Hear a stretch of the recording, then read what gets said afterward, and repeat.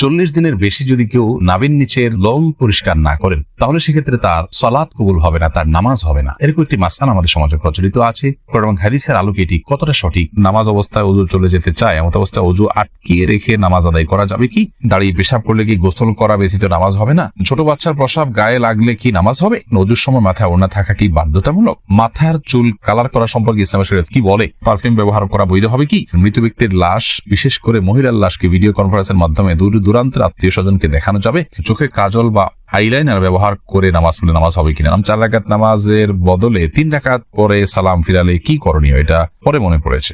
আর বিলম্ব না করে চলুন আমরা প্রবেশ করি আপনাদের প্রশ্নগুলোর উত্তর দেওয়ার পালায়। অ্যাঞ্জেল রুমি আপনি লিখেছেন, চোখে কাজল বা আইলাইনার ব্যবহার করে নামাজ পড়লে নামাজ হবে কিনা? নামাজ হয়ে যাবে।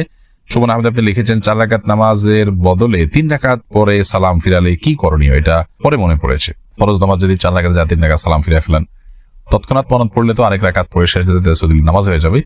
কিন্তু আপনি উঠে চলে গেছেন, অন্য কাজ টাজ করছেন, তারপরে মনে পড়েছে, তাহলে আবার আপনাকে সে সালাত আদায় করতে হবে। ইসরা জান আপনি লিখেছেন, স্বামীকে খুশি করার জন্য ফর্সা হওয়ার ক্রিম ব্যবহার করা যাবে কিনা? ফর্সা হওয়ার ক্রিম সম্পর্কে আগে আমরা বলেছি, এটা থেকে আদতেই কি পরিপূর্ণ মানুষের রং চেঞ্জ হয়ে যায় কিনা? যদি পূর্ণ রং চেঞ্জ হয়ে মানুষের আকৃতি পরিবর্তন হয়ে যায় তাহলে সেটা তো জায়েজ নয়।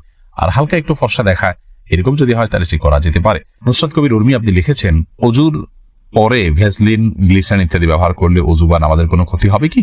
না, ওযু বা সালাত ভঙ্গের সুনির্দিষ্ট কারণ আছে, সেই কারণগুলো না পাওয়া গেলে ওযু বা সালাত ভঙ্গ হবে না। বিধায় ভ্যাসলিন বা গ্লিসারিন ইত্যাদি ব্যবহার করলে ওযু নষ্ট হবে না, সালাতের কোনো অসুবিধা হবে না, কারণ এগুলোর ফলে ওযু ভঙ্গের কোনো কারণ পাওয়া যায় না। ওযু ভঙ্গের মৌলিক কারণগুলো শরীর থেকে যদি নাপাক বের হয় বা নাপাক বের হওয়ার মতো যথেষ্ট সম্ভাবনা তৈরি হয় তাহলে সেক্ষেত্রে ওযু ভঙ্গ হয়। এছাড়া সাধারণত ওযু ভঙ্গ হয় না। অতএব ভ্যাসলিন, গ্লিসারিন ইত্যাদি আপনি ব্যবহার করেছেন, কারণ নাপাক বের হয়নি আপনার শরীর থেকে, বিধায় ওযু ভঙ্গ হবে না। এরপর আশিক রহমান আপনি লিখেছেন, মৃত ব্যক্তির লাশ, বিশেষ করে মহিলার লাশকে ভিডিও কনফারেন্সের মাধ্যমে দূর দূরান্তের আত্মীয় স্বজনকে দেখানো যাবে? মৃত ব্যক্তির লাশ যদি নিজের কোনো আত্মীয় স্বজনকে দেখান দূরের, আর মৃত ব্যক্তি মহিলা হয়, যাকে দেখাচ্ছেন তিনি যদি তার মাহারাম হয় তাহলে দেখালে গুনাহ হবে না। তবে সেটাকে ভিডিও করে রাখা, ছবি তুলে রাখা অবশ্যই অনুচিত কাজ, কারণ মৃত্যুর পর মানুষের আকৃতিতে অনেক সময় পরিবর্তন হয়, কিছুটা বিকৃতি ঘটে থাকে। এগুলোকে ধারণ করা, রাখা বা বিভিন্ন জায়গায় প্রচার করার সময় মৃত ব্যক্তির জন্য অপমানের হয়, যেটা তিনি জীবদ্দশায় হয়তো পছন্দ করতেন না যে তার বিকৃত কোনো রূপকে কেউ প্রচার করুক, সেজন্য রেকর্ড করে রাখা অনুচিত। তবে লাইভে যদি দেখানো হয় তার কোনো মাহারামকে, যাতে পর্দার কোনো বিধান লঙ্ঘন না হয়, তাহলে সেক্ষেত্রে কোনো হারাম কিছু হবে না বলে আশা করি। তবে মনে রাখতে হবে খুব দ্রুততার সাথে আপনার দাফন কাফনের ব্যবস্থা করা, এই সমস্ত লাইভ কনফারেন্স এগুলো করতে করতে যেন খুব বেশি বিলম্ব না করা হয়, সে বিষয়টি অনেক গুরুত্বপূর্ণ। জানাজা হাদিসে আসছে, জানাজা খুব দ্রুততার সাথে তোমরা দাও। শাহিন আলম লিখেছেন, পারফিউম ব্যবহার করা বৈধ হবে কি? পারফিউম ব্যবহার করা বৈধ। পারফিউমে যে অ্যালকোহল আছে, সেই অ্যালকোহলের কারণে অনেক ওলামায়ে কেরাম নাজায়েজ বলেন।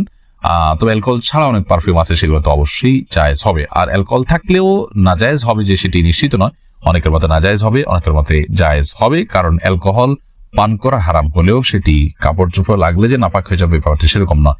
এটা যথেষ্ট মত পার্থক্য আছে। সবচেয়ে ভালো হয় অ্যালকোহল ছাড়া অনেক পারফিউম বাইরে হচ্ছে সেগুলো ব্যবহার করা, কিংবা আপনার আতর ব্যবহার করা। আমি ব্যক্তিগতভাবে অ্যালকোহল সহ পারফিউম ব্যবহার করাটাকে জায়েজ মনে করি। এরপরে আব্দুল মা এই আইডি থেকে আপনি লিখেছেন, মাথার চুল কালার করা সম্পর্কে ইসলামের শরীয়ত কি বলে? মাথার চুল কালার করতে পারেন, বিশেষ করে সাদা যখন হয়ে যায় তখন নবী করিম সাল্লাল্লাহু আলাইহি ওয়াসাল্লাম এর হাদিস অনুযায়ী এটাকে কালার করাটাই হলো উচিত এবং সুন্নাহ।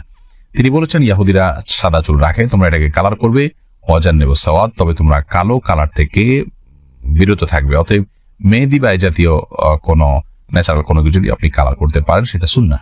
এরপরে প্রশ্ন করেছেন হাবিবা, আপনি লিখেছেন, ওযুর সময় মাথায় ওড়না থাকা কি বাধ্যতামূলক? ওযুর সময় মাথায় ওড়না থাকা বাধ্যতামূলক নয়, বরং মাথার ওড়না ফেলে কেউ যদি ওযু করেন, ওযু করতে পারেন। যদি তাকে কোনো গায়রে মাহরাম পুরুষ দেখার আশঙ্কা না থাকে, তিনি মাথার কাপড় চোপড় ফেলে, ওড়না ফেলে মাথার, তারপর তিনি ওযু করতে পারেন। বরং আমরা যখন ওযু করার জন্য মুখমণ্ডল ধৌত করব, তখন আমাদের কাপড় যদি মাথায় থাকে, অর্থাৎ ওড়না যদি টানা থাকে, তাহলে সেক্ষেত্রে এগুলোতে কিছুটা হলো পানি লেগে যাবে, ভিজে যেতে পারে। এই জন্য মাথার ওড়না না রেখে ওযু করা যাবে। যদি মাথার ওড়না রেখে আপনি ওযু করেন এবং আপনার ওড়না খুব একটা না ভেজে আপনার অসুবিধা না হয়, আপনি করতে পারেন। মাসা করার ক্ষেত্রে আপনাকে মাথার কাপড়ের নিচ দিয়ে মাসা করতে হবে, কারণ মাথার ওড়নার উপর দিয়ে মাসা করলে সে মাসা বিশুদ্ধ হবে না। এটাই হলো জমহুর এবং বেশিরভাগ ওলামায়ে কেরাম, ফুকাহায়ে কেরামের মত। খোলাসা কথা হলো যে মাথায় ওড়না থাকা এটা বাধ্যতামূলক নয়, বরং মাথায় ওড়না না রেখে উযু করা যাবে। আর যদি ওড়না রেখে উযু করতে পারেন আপনি, তবে মাসা করতে হলে অবশ্যই ওড়না নিয়ে দিয়ে আপনাকে করতে হবে। উম্মু সুমাইয়া আপনি লিখেছেন, ছোট বাচ্চার প্রসাব গায়ে লাগলে কি নামাজ হবে? ছোট বাচ্চার, ছোট শিশুর পেশাব সেটাও কিন্তু বড়দের পেশার মতো নাপাক, অতএব সেটা যদি গায়ে বা কাপড়ে লাগে, যে জায়গায় লাগে সেটাকে ধুইতে হবে। পার্থক্য এতটুকু, যদি দুগ্ধপোষ্য ছেলে শিশু হয় তাহলে তার পেশাবের ছিটা যেহেতু অনেক বেশি ছড়ায় না কন্যা শিশুর তুলনায়, এই জন্য তার পেশাবের উপর পানি ছিটা দিলে সেটা যথেষ্ট হয়ে যাবে। আর কন্যা শিশু যদি হয়, সেটা যেহেতু তার পেশাব যেহেতু একটু ছড়ানোর আশঙ্কা বেশি থাকে, এবং আরো নানা কারণে, অনেক কারণ এবং রহস্য আছে যেগুলো আমরা জানি না, তো সেগুলোর ভিত্তিতে কন্যা শিশু হলে, সেই দুগ্ধপোষ্য হলেও যে জায়গায় লাগবে তার পেশাব, সেই জায়গাটা কাপড়ের জাস্ট ওই অংশটুকু ধুয়ে নিলে পাক হয়ে যাবে। খোলাসা কথা হলো যে ছোট বাচ্চাদের পেশাব যদি কাপড়ে লাগে কিংবা শরীরে লাগে সেটা নাপাক হবে, সেটাকে পাক করার চেষ্টা করতে হবে বড়দের পেশাব থেকে যেভাবে পাক করার চেষ্টা করা হয়। তবে হ্যাঁ, দুগ্ধপোষ্য যে দুধের উপরে টিকে থাকে এরকম ছোট ছেলে শিশু হলে সেক্ষেত্রে পাকের পদ্ধতির ক্ষেত্রে কিছুটা শিথিলতা আছে, পায়ের ছিটা দিলে পাক হবে। তবে সেক্ষেত্রে ধুয়ে ফেলাটাই হলো সংশয় মুক্ত। বিশেষ করে আপনার অনেক সময় খুঁতখুঁতির স্বভাব থাকে অনেকের মধ্যে সন্দেহ থাকে, মনের প্রশান্তির জন্য পুরোটা ধুয়ে ফেললে সেটা অবশ্যই উত্তম এবং ভালো, কারণ পেশাব থেকে পরিচ্ছন্ন থাকা নির্দেশনা হাদিসে রয়েছে। এমনি সাকিব মাতব্বর লিখেছেন, নামাজ অবস্থায় ওযু চলে যেতে চায়, এমন অবস্থায় ওযু আটকিয়ে রেখে নামাজ আদায় করা যাবে কি?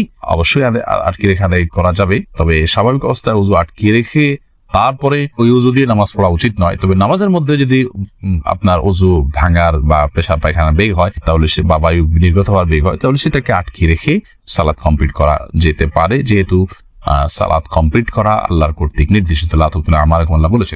এরপরে মোহাম্মদ আরাদ আব্দুল্লাহ আপনি জানতে চেয়েছেন, দাঁড়িয়ে পেশাব করলে কি গোসল করা ব্যতীত নামাজ হবে না?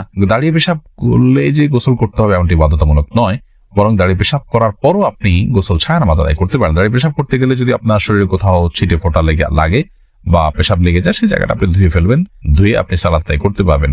আর দাঁড়িয়ে পেশাব করাটা অনুচিত, অনুত্তম, ভালো নয়, মাকরুহ কাজ। নবী করিম সাল্লাল্লাহু আলাইহি ওয়াসাল্লাম সচরাচর দাঁড়িয়ে পেশাব করতেন না। 40 দিনের বেশি যদি কেউ নাভির নিচের লোম পরিষ্কার না করেন তাহলে সেক্ষেত্রে তার সালাত কবুল হবে না, তার নামাজ হবে না। এরকম একটি মাসআলা আমাদের সমাজে প্রচলিত আছে, এবং হাদিসের আলোকে এটি কতটা সঠিক আমরা সে বিষয়ে জানার চেষ্টা করব। প্রথম কথা হলো, হাত পায়ের নখ ছোট করা, গোপ ছাটা ছোট করা, বগল এবং নাভির নিচের পশম পরিষ্কার করা, এটাকে চেঁচে ফেলা, এটি সকল নবী রাসূলগণের প্রতি আল্লাহ রাব্বুল আলামিনের পক্ষ থেকে আরোপিত কমন একটি বিধান ছিল, সকল নবী রাসূলগণের কমন একটি সুন্নাহ ছিল, যে সুন্নাহ সকল নবী রাসূলদের জন্য প্রযোজ্য ছিল। একজন ইমানদারের জন্য সেটি অবশ্যই অনেক বেশি গুরুত্বপূর্ণ। আনাস ইবনে মালিক রাদিয়াল্লাহু তাআলা আনহু একটি হাদিস বর্ণনা করেছেন, যেটি সহিহ মুসলিমে বর্ণিত হয়েছে, সূরা নাসা এবং মুসনাদ আহমদ সব হাদিস কিতাবে বর্ণিত হয়েছে। সেখানে তিনি বলেছেন যে রাসূল আকরাম সাল্লাল্লাহু আলাইহি ওয়াসাল্লাম আমাদেরকে এই কাজগুলো করবার জন্য, অর্থাৎ হাত পায়ের নখ ছোট করা, গোপ ছোট করা, বগল এবং নাভির নিচের পশম পরিষ্কার করা, চাষা, এই কাজের জন্য তিনি আমাদেরকে সময়সীমা নির্ধারণ করে দিয়েছেন 40 দিন। অর্থাৎ 40 দিন পর্যন্ত কেউ যদি বিলম্ব করেন তাহলে সেটি জায়েজ আছে, যদিও এত বেশি বিলম্ব না করে প্রতি সপ্তাহে একবার পরিচ্ছন্ন করতে পারে সেটি উত্তম ভালো কাজ। যত বেশি পরিষ্কার রাখা যায় এগুলো ততই ভালো। কিন্তু যদি কেউ বিলম্ব করতে চান তাহলে সেক্ষেত্রে তিনি এগুলো না চেষে না কেটে সর্বোচ্চ 40 দিন পর্যন্ত থাকতে পারবেন। 40 দিনের পর যদি তিনি না কেটে থাকেন তাহলে সেটি তার জন্য গুনাহের কারণ হবে, সে কারণে তিনি আল্লাহর কাছে পাপী হিসাবে বিবেচিত হবেন।